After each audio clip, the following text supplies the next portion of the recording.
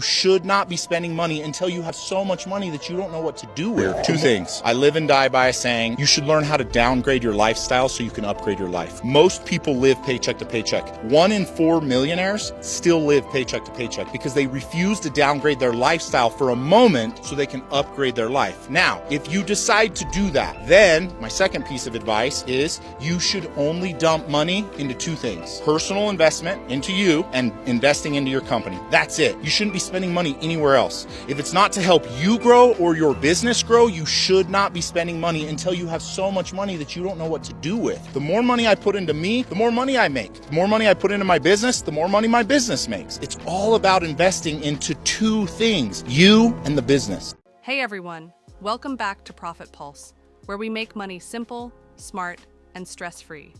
Today, we're diving into some of the most viral money speeches from TikTok. Those quick, powerful clips that make you rethink how you see money, mindset, and success.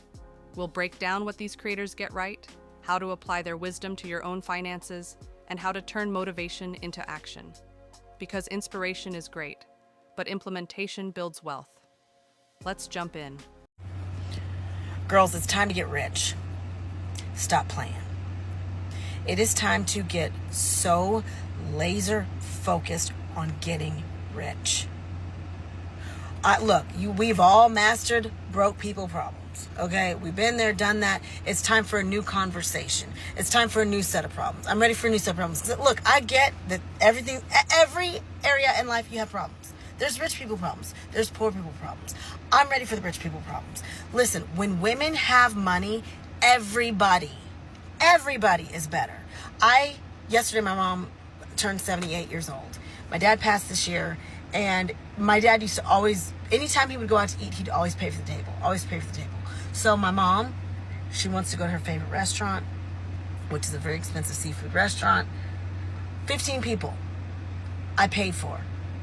Food, alcohol, drinks. Now, I'm not rich yet, okay? So let's back that up. But I'm on my way.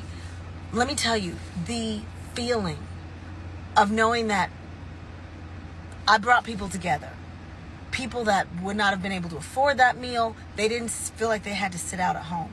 When a woman has money, the community is better. She's thinking about her kids first. She's thinking about her home first. She's thinking about, how can I bring people together? How can I make life better for other people as well as myself? It's time for us to get rich. And I need you to not make apologies for it. I need you to not be silent. Look, gone are the days where we sit around and pray for a man to take away all of our problems. Okay? Please stop doing that.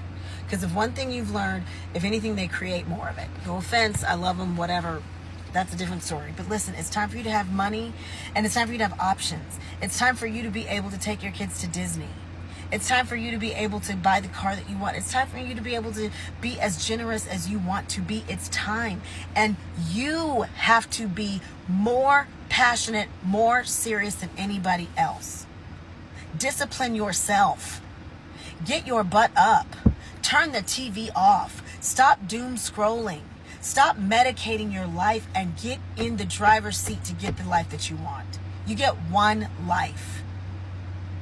And you need resources. Okay? You're doing nobody any favors by being broke. You're doing nobody no favors by barely making it. If what you're doing isn't working, figure something else out. Figure it out. You can do it. You're a woman. You can figure it out. Do you know the kinds of things that women have had to figure out? It's in our DNA. We know how to multitask. We know how to have emotional intelligence. We know how to balance a baby on our hip, operate a business, keep a house. We know how to do all of that. So figure it out. You got it. Everything you need to be successful is already in you. It's just a matter of, do you want it bad enough? And I have not fully experienced the level of wealth that I want, but I've had little touches, little tastes here and there. And man, it feels good to be able to be a blessing. It feels good to be able to take my kids out to eat and not have to worry, to go to Target and buy, the little cheap, cutesy little clothes that they make for girls, like little dresses and stuff. They're like $10, $15. But I can buy all of them if I want to. That's the best feeling. Get in there and make some money, sis. It's time. Shut up, suit up, show up. Now I'm speaking to myself when I say this. Shut up means stop whining. You know, there are people who don't have food today. There are people whose children are being killed today. There are people who don't have a roof over their... You have tons of things. Shut up, don't whine. Speaking to myself. Suit up means prepare, do your homework. Don't expect life just to present it to you. You have to go out and work hard at something. Show up meaning not show off, but just do the best you can. Step into life, you know. Sooner or later, life knocks us down. Death is the great democracy, but you're here to live it as best you can by lights that matter within instead of what people around you are saying, you know.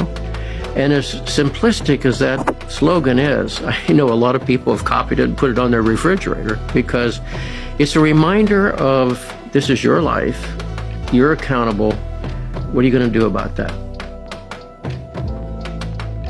We'll let that sink in for everybody. I think shut up, suit up, show up. Key indicator that someone's going to be very, very financially successful is that they're not even able to imagine a life for themselves where they haven't achieved their goals. No matter how much your current circumstances conflict with your future goals, you still have delusional and radical belief in the fact that you will achieve those things. The thing that separates you from idealists, people who are just always fantasizing and dreaming about their goals without any actual plan to achieve them, versus achievers, right? People who do achieve their goals, is the fact that you're not always just thinking about the future, thinking delusionally like, oh my gosh, I'm going to achieve this thing without knowing how. You're actively in the present, finding a way to build the bridge between where you are and where you want to be. Even if you don't know what it is that's going to make you successful, you don't know what business venture you're going to go into, you're actively in the present working to rewire your thinking patterns and prep you to think as someone who already is successful, like you were thinking from the state of being right now. This is a trait that most people cannot master, but it's a trait that just about every single successful person has learned how to master, and it's called delayed gratification. So many real life examples of this, right? Like someone who is overweight, they start going to the gym, they keep going every single day because they know if they continue going, they will lose that weight and they will have a healthier body. If you plug this exact same framework into your goals and you say, if I work towards my goals every single day,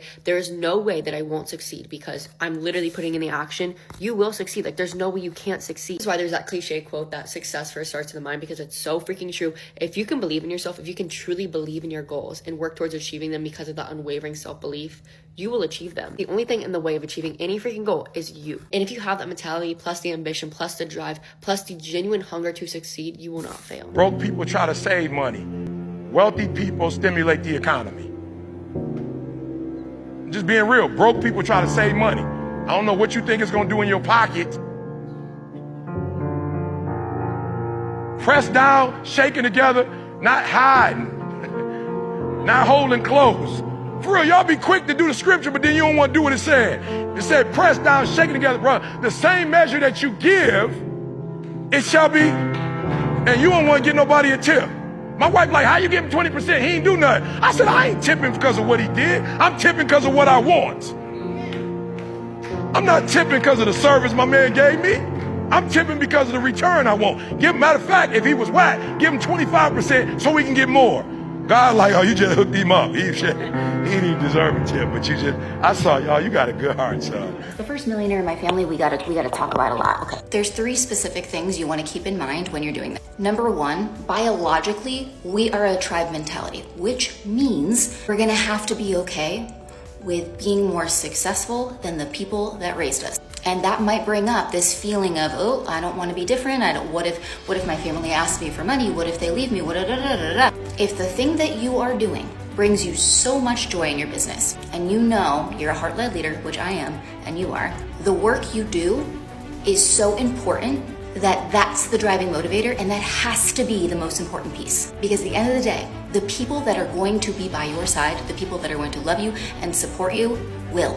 The people that cannot handle you being seen in joy and in purpose and in overflow, which is your birthright, that's not on you to shrink to make other people feel more comfortable. That is going to take some practice. This also isn't just your family. This is friends. These are people that you know. These are your circles. So just know that that's going to bring up some stuff. And that is why the inner work of becoming a millionaire is one of the most important things ever. Number 2, I need you to get really, really, really, really deep in the abundance and faith process. What I mean is this. A lot of times what happens is when you are in your business and you are at this stage where you're like, okay, I'm claiming that is the goal, that is the dream, that is the desire. What will happen when you're trying to micro control the outcome of getting to where you want to go? You're only going to focus on strategy. You're only going to focus on the how. Once you understand the subconscious, once you understand the quantum, once you understand the nervous system, you are capable of absolutely anything. And there are a quadrillion ways that it could unfold for you, in ways that are going to be more magical, more incredible, more unbelievably mind-blowing than you could ever have your human brain try to conceptualize. Number 3, you're going to have massive self-compassion and no fear on fucking up. Because guess what? Every single millionaire, every multimillionaire, 9-figure, 8-figure, 7-figure, 6-figure business owner, guess what? They have made more mistakes because they're willing to do the things that most people won't. They're willing to have the conversations, they're willing to test, they're willing to get data, look at it and not make it mean anything about them, and then move. And when the results don't come, and when it gets hard, and when you question yourself, if you can meet yourself with the deepest level of self-compassion, guess what's going to happen? Nervous system response is going to melt away. You're going to take action more promptly. You're going to ask for support. You're going to hire mentors. You are going to get in rooms where you move and where you are encouraged. And at the end of the day, the one last thing you need to know, you were not placed this on your heart for no reason. You were chosen. You are the generational change maker. You are here to change shit for lineages to come. Okay. Time is money. Most people don't even understand the concept. Like, what does that even mean? Rich people buy time. By buying jets. There you go. That's one way. I know a lot of rich people that say don't buy a jet. They're not real rich. But that $60 million jet will go to zero, you said. For sure. It's going to go to a yard one day. But you said in the first year it made it back for you because it got you more opportunities. First jet I bought was $8.5 million. I bought a used jet, $8.5 million, because to me that's an investment. And so in the first 6 months we paid for that jet. How? Because it got me more places. Like when I go on a trip, I was doing 5 cities literally in a 24-hour period. Bang, bang, bang, bang, bang, seeing customers. I kept that jet 2.5 years. We just sold it. At the end of the year, I bought a brand new jet. But how we manage our finances really determines how much God can trust us with true spiritual things. He said, listen, if I can't trust you to manage worldly wealth, meaning if I can't trust you to manage your own money, put together a budget, stay out of debt, be faithful to give, be faithful to save for yourself, how can I trust you with the true riches of heaven? See, we understand that you can't serve 2 masters. You can't serve both God and money. And we also understand that the borrower is what? Servant to the lender. So if we are not in the right position financially, it limits God's ability to use us. Why do I say that? Because as long as you're in debt, that master is your priority. You've got to make a decision that serves that master, and that master can take you away from God's direction for your life. And so I want to encourage you, sit down today, put a budget together, put a plan together to get out of debt, and make sure you prioritize these 2 things. One, it's your giving. Give, and it shall be given unto you. And the second thing is you. See, as long as you pay someone else first, you'll always be last. I want to say that one more time. As long as you pay someone else first, you'll always be last. So you've got to be disciplined in your giving, and you've got to be disciplined in your saving, and that will help you not to be a servant to a lender. I think one of the first things that you learn once you hit your first 10K month at 18, 19, early 20s, and then you go into the higher months, is that it is genuinely easy because you have no competition. Half of the generation is addicted to their phones. They're addicted to instant gratification, DoorDash, drugs, hookup culture, TV shows, parasocial relationships. They have no form of discipline or commitment to anything. When people say things like, oh my gosh, is it even worth getting into that? It's probably already saturated. There is literally no saturation because nobody's even willing to try something. Busy is just how easy it is to succeed at something these days because there's so many opportunities. The hardest part is just staying committed, and that's what 99% of people are not willing to do. Before the entire online money era, you genuinely had to be skilled at something. You had to really work hard to achieve something, but now it's just doing the bare minimum of being consistent with something. You don't even have to be skilled at something. There's so many different endeavors you can get into and make an insane amount of money, just completely change your life. And all you have to do is stay consistent. It's honestly crazy just how easy it is to change your life these days. And the only thing holding most people back from it is just not being ambitious, not having any belief in themselves, not being committed, having no discipline. So if you have any of those traits, or if you're willing to commit to develop those traits, you will more than likely be insanely successful, because your competition is people who are okay doing the bare minimum. If you are broke, my challenge to you is don't entertain yourself. Educate yourself. Do you realize if you're struggling financially right now, you're struggling financially because there's some truth about finance that you don't know. And if that's the primary reason, by the way, it is. There's a level of you have a level of awareness in an arena where awareness is necessary, and until you develop that awareness, you're not going to be financially free.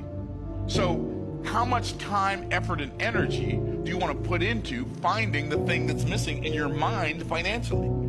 Because if you're struggling financially, you're not struggling financially because you don't have any money.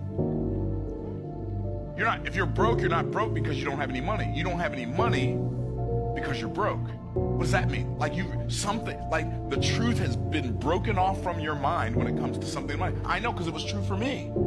I lacked awareness. All transformation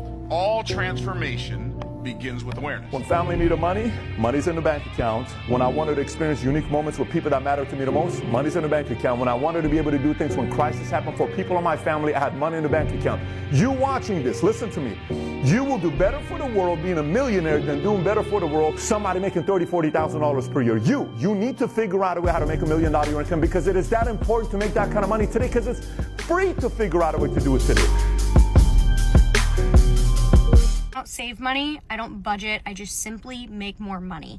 And my view on money is kind of controversial. I've told it to a couple of my friends and they actually think it's pretty interesting, so I'll let you guys in on the secret. I don't know if it's a secret, but it's just the way that I view money.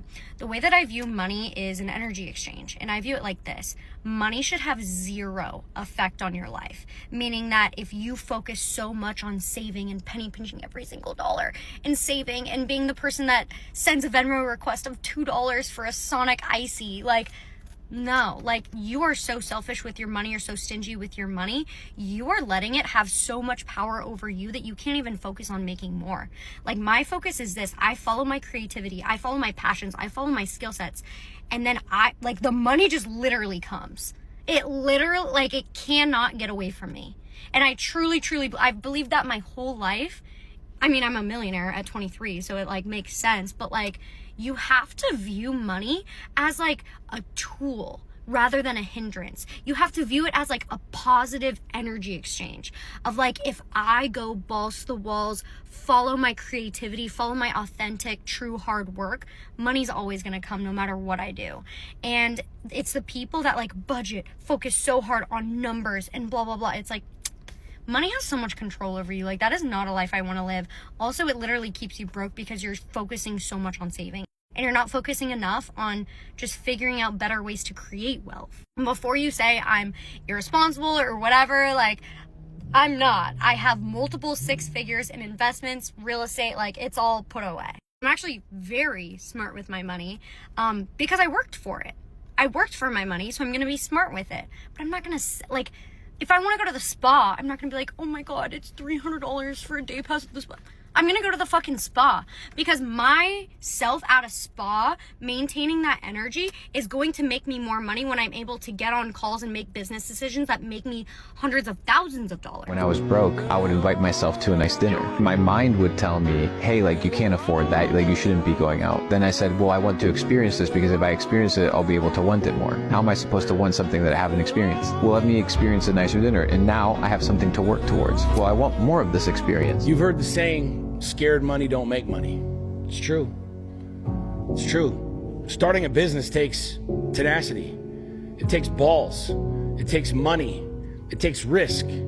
That's the reason most people don't ever start their dreams. That's the reason most people don't ever live their dreams. It's because they're so afraid. Imagine just holding on to the couple bucks that you have, wanting them to expand and wanting them to grow. The reality is, scared money doesn't make money. You got to put it out there.